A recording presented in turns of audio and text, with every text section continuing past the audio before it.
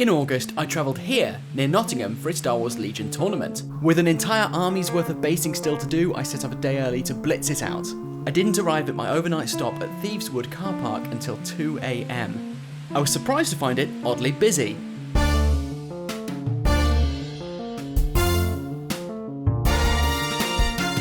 It was suspicious because whenever I moved, they would move to park next to me again. That's right, it turned out to be a popular dogging site, and so I left and slept in a lay-by instead.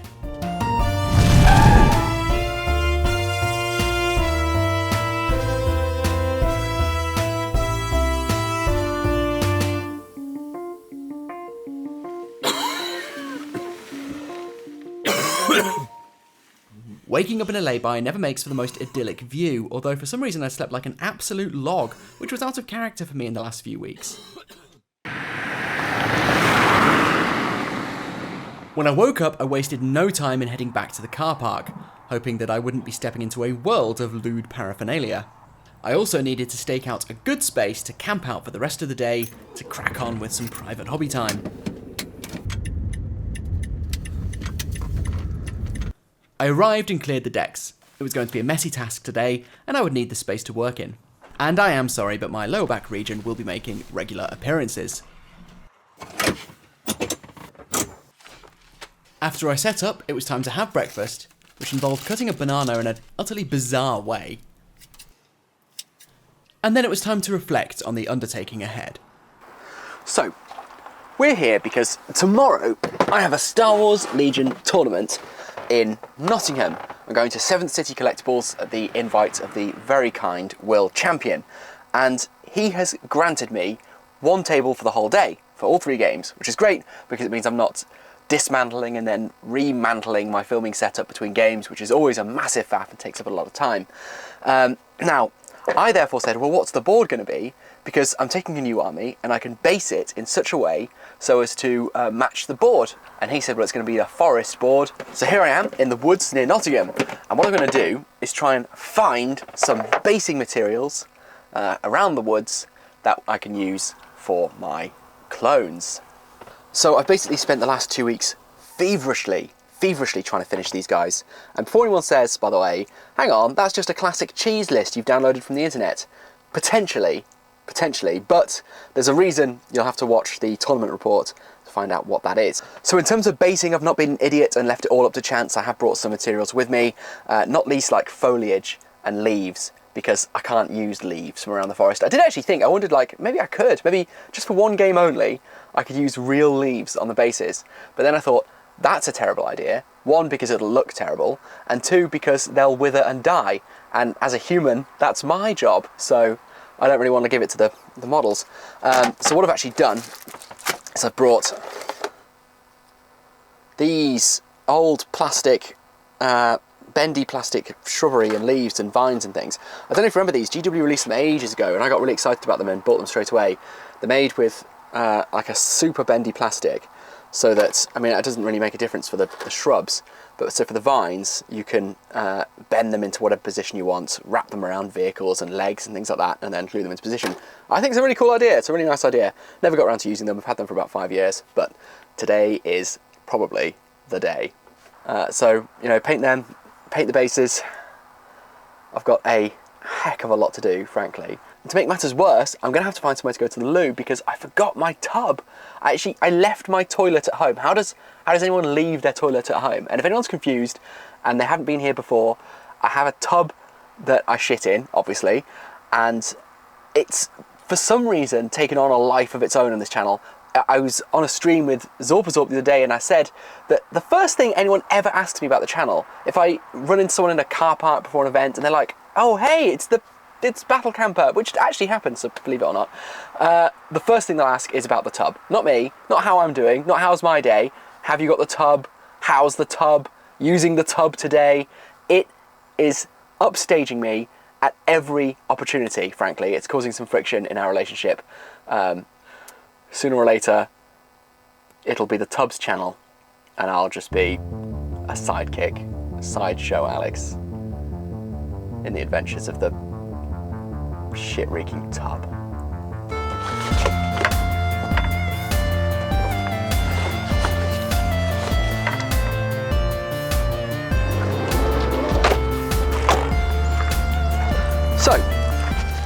Since we're going off on a little scavenger hunt, perhaps this is a good time to answer the question, why clones? Have I turned my back on the CIS? Well, the answer to that last question is a emphatic no, CIS for life. But the answer to why clones is slightly more complicated, but just bear with me. I do apologise, I'm about to give one of history's more convoluted answers to give the reason why I think that clones are one of the more interesting factions. And that's the way that the clones embody what I consider to be essentially the theme of the prequel trilogy, at least one of the themes, and maybe even Star Wars as a whole. And the theme is, of course, control. See, it plays out in a number of ways, and the first of those is, of course, in destiny versus autonomy, choice versus fate. And that is seen most obviously in Anakin's storyline, because Anakin, when he's expressing his destiny, talks about the Jedi he's supposed to be, talks about how powerful he's supposed to be. And when he finally makes a choice, he turns to the dark side and changes everything. That's an obvious one, of course. The idea of destiny plays out throughout the Star Wars canon. But I think where people see it less is in the droids and the clones, particularly when they're younger. When you're younger and you watch the prequel era trilogy, what you see is good guy Jedi and good guy clones fighting against bad guy droids and bad guy Sith. But of course, as you grow up, you start to realise that's not the case at all. And that's one of the things that the prequel era does very, very well, is it's enjoyable to children as a very straight up story of good versus evil. You don't need to get into the ethics of it to enjoy it. But as you get older, you start to realise, hang on, the Republic and the Jedi are just so messed up. So clones are, of course, slaves. Now you might think that's reductionist, but if you go into the Clone Wars TV show, Shaak Ti straight up goes and describes fives as property of the Republic. Master Jedi, we must terminate this trooper immediately. Correction. Technically, he is property of the Republic. I believe that's for me to decide. Further, of course, clones have got no civil representation or rights or liberties. They have only half a life because of the way they're bred. They have to fight the war. They are conscripted into the army, and they're not allowed to leave it on pain of death. Now, of course, that's a pretty shallow theme. The idea of the theme just being slavery bad, autonomy good is pretty fucking shallow. And of course, a theme is meant to be more than just the writers coming out with a principle or an idea that they believe in and just whacking you over the head with it. Good theme is often described as a question to be explored. So in, for example, Jurassic Park, the question is about whether technological advancement is necessarily good. And they set up the debate with Hammond on one side and his lawyer and basically everyone else on the other side, and the park is a setting in which to explore that question. In the Clone Wars, the question is explored by the clones themselves, because they often debate the nature of their autonomy, not just when they come across a deserter. You're a deserter. Well, I like to think I'm merely exercising my freedom to choose. To choose not to kill for a living. That is not your choice to make. Their constant questioning of whether or not they are allowed to consider the validity and the morality of orders. Should we follow orders even though we know they're wrong?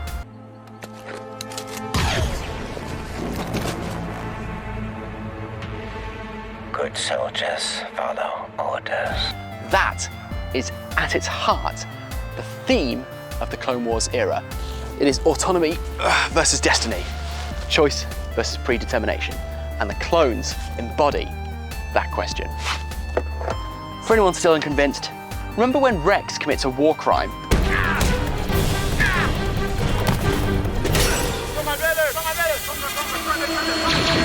That one's still got some juice in it. Waste it! Sure.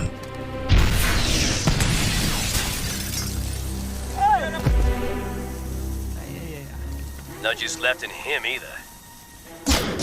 Rex executes an injured, unarmed soldier. Not a droid, a person. Someone who is fighting for their planet. We don't know why. We don't know whether they agree with the Separatists. We don't know if they agree with the Republic. They might not care. They might have been press ganged into the service. They might be fighting because they've been told that the Republic are coming to kill their families. We have no idea who that person is, but they are gunned down, unarmed, on the ground, injured. Rex commits a war crime. And that is the genius of the Clone Wars show. As a child, you just miss that little detail. Or, you know, it's soldiers kind of glorifying war, whatever. But as an adult, you watch that, it's like, that's messed up. They never tell you why the aliens of that planet are fighting. They never tell you that they're evil. You don't know anything about them because the antagonist in that story arc is Krell, not any of the aliens on this planet. We don't know a single thing about them. All we know is the clones are killing them and the Jedi are killing them, and we're meant to trust that makes Jedi and clones good, aliens evil. And they've done such a good job that as a child, you take that and run with it. As an adult, it's like, hang on, this is messed up. And that's why I took clones to. So that's what we took. Yeah, that's why I took the clones to the tournament. I forgot that's what we were talking about. I didn't plan any of that. So when I stitch this all together, I've got no idea whether it will make any sense, have any kind of logical throughput.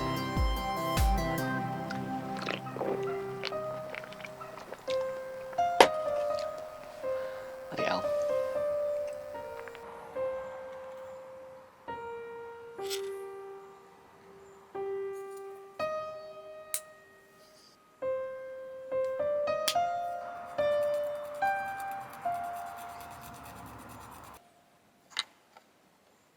So after that diatribe, which that was actually the cut down version, that the full one was longer and even less convincing. After that, I finally got on with gluing the various detritus I picked up onto the bases. I then used Sterling mud and glued that thickly onto all the bases, pushing it right up to the rocks and the sticks to make it look like they're a little bit buried in the mud. It was then time to pack away and head into town to grab lunch for later.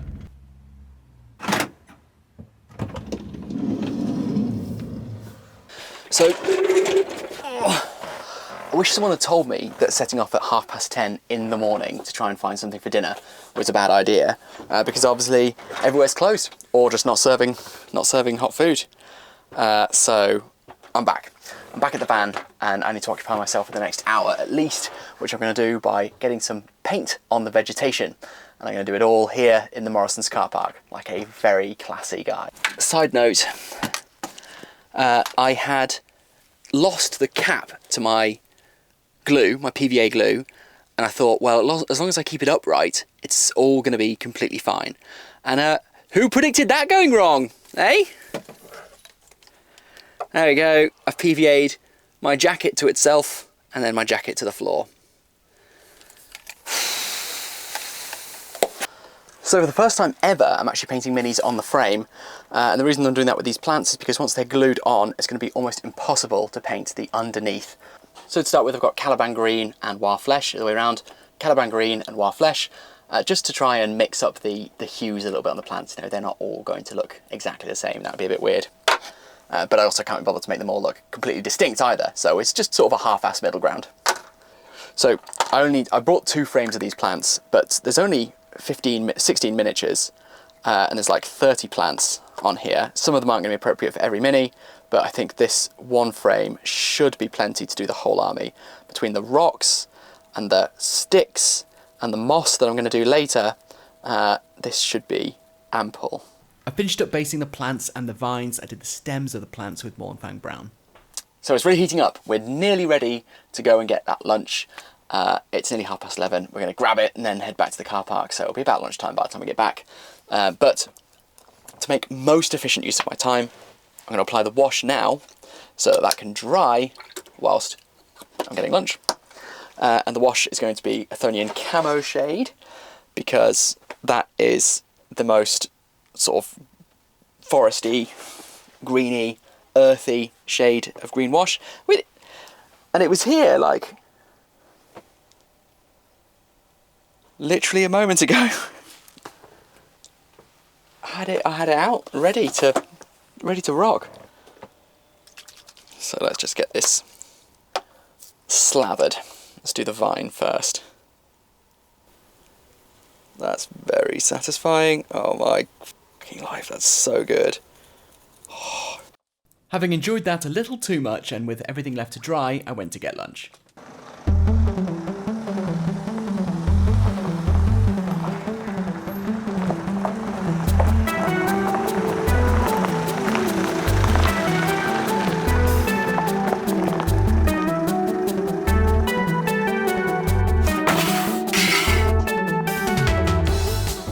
After half a pizza, it was time to start painting the sticks to make the wood look like wood again. I used a variety of browns, and I also used wraithbone on some of them to make them look like a sort of birchy bark gristle. Right, while we're waiting for everything to dry, we're getting onto some dry brushing, and I'm going to start with the vines.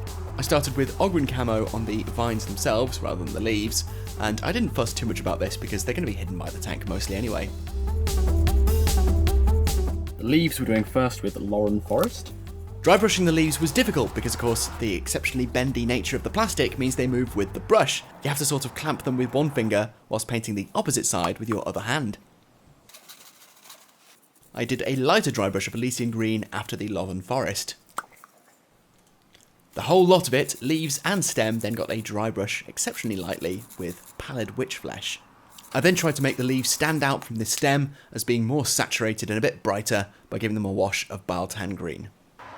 Continuing the run of washes, it was then time to absolutely drench pretty much everything that was already glued down to the bases with Agrax Earthshade. The funny thing about this is I can see all the bits that I missed when I was applying the Sterling mud. I was just like, I'll put tufts there or something, it'll be fine. The one thing I refused to do was go back and do the job properly. I then applied lumps of PVA glue so that I could cover those lumps with coarse flock. I wanted it to dry in a pasty sort of way so I could paint it up to look like lumpy wet moss. Of course that meant I needed to get my lungs warmed up for a heck of a lot of blowing off the excess.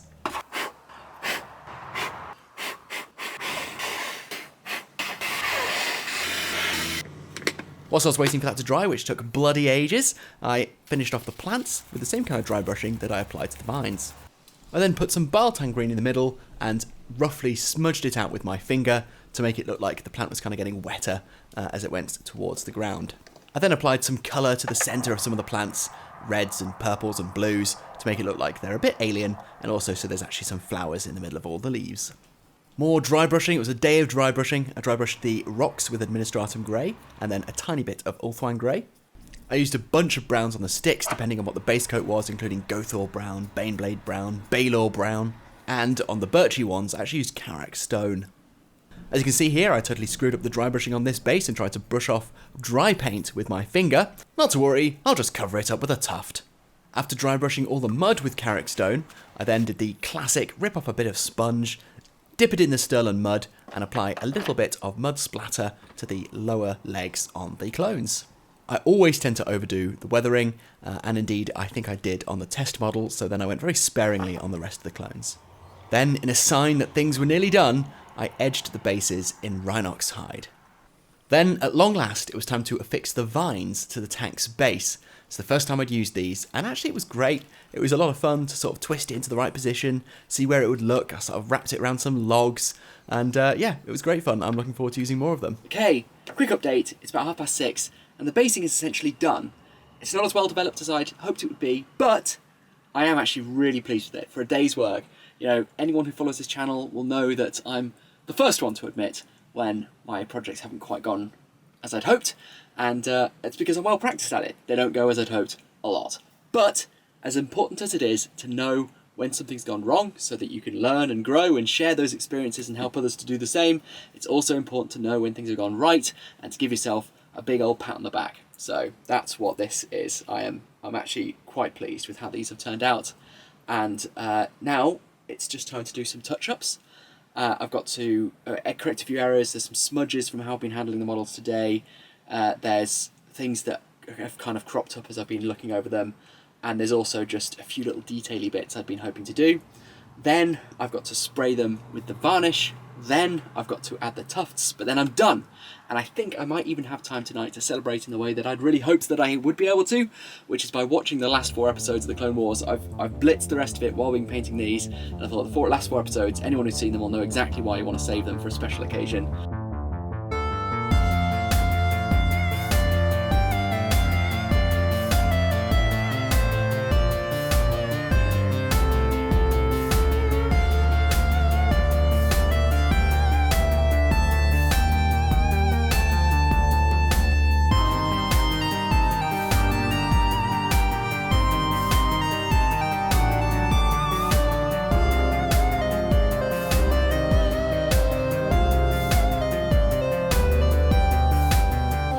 coming up on the final few moments. Ready. And...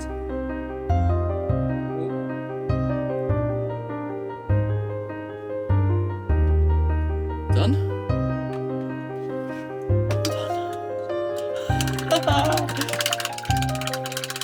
So, I'll show off the finished product in just a moment.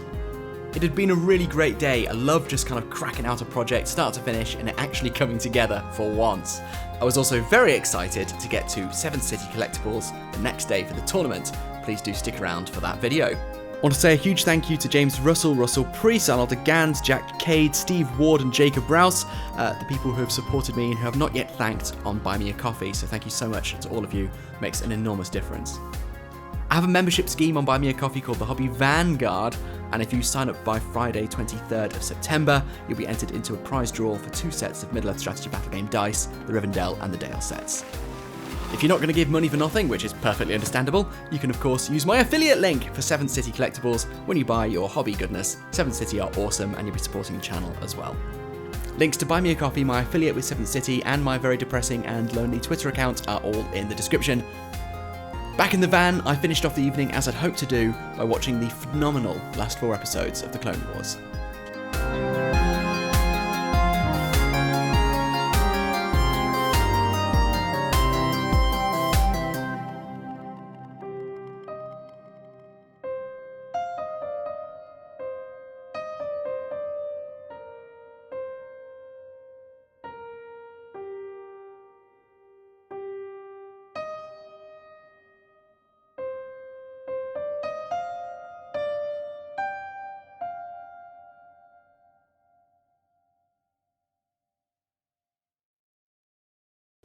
Just as a postscript, anyone wondering why I didn't get more drone shots in this one? Well, I'd got the big wide shots, and then I was like, well, I'll come in for some close-ups, navigate it through the trees, easy, careful. Whatever you do, don't look at what you're doing. And there's a tree! Oh, you bloody stacked it, mate.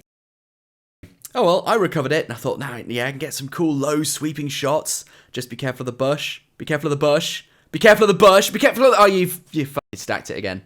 That's it, I'm packing away.